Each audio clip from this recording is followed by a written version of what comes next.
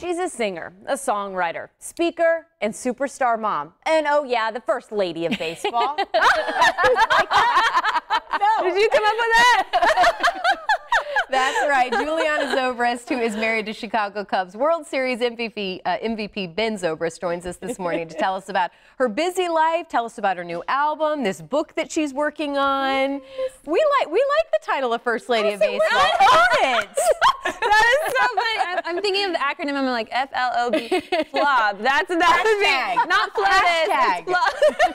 Everything needs a hashtag. That's so good. Well, welcome back to Thank Tampa. you. Again, of course, people here in Tampa still love you and the family, and so glad that you make visits. Me too. It's you so good to be back. Yeah, I mean, we were here for parts of 9 years, so we have so much, so many friends here. It's great to be back. Well, tell us what you're working on kind of most currently, because there's a lot to dive into. So where do you want to start? What is keeping you the busiest these days? I am writing all the time right now. I have a big special project coming out that'll be next year, and we can't give any of those details yet. Okay. It's like still in the secret, super secretive stage. This is exciting. So just did that, just came back from New York Fashion Week, got to walk there, and which was awesome. And so just staying busy and doing music and all of the things. So it's great. I got to say, of course, we had some fun with your title there as the First Lady of Baseball.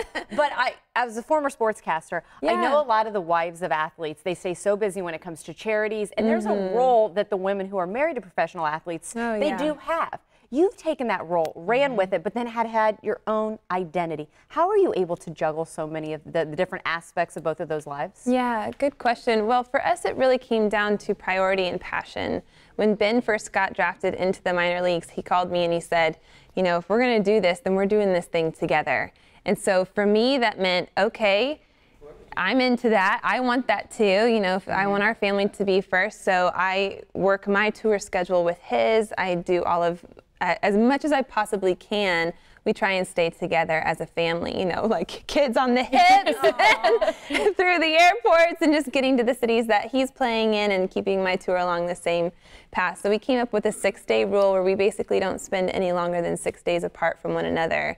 And it's sort of a logistical nightmare, but we make it work. And just staying true to your passions, I think, is so vital to just maintaining who you are, and never forgetting, never allowing yourself to disattach from your creative self-expression is so important and so vital for our kids to see as well. I want to hear about your latest single that you have out called Safe, right? Yes. I was listening to it this morning, and I think certainly, obviously, Florida has just been, raked over the coals, I think, this past week. And I was listening to the lyrics of it, and I think it can really speak to a lot of, people's stresses and fears going on right now. Yeah, oh my goodness. Well, Safe speaks definitely to an emotional safety. For me, when I was walking across the street, I think we were in New York City, and I told my kids, okay, hold my hands, and I grabbed their hands, and I thought, okay, who's really holding on to who here?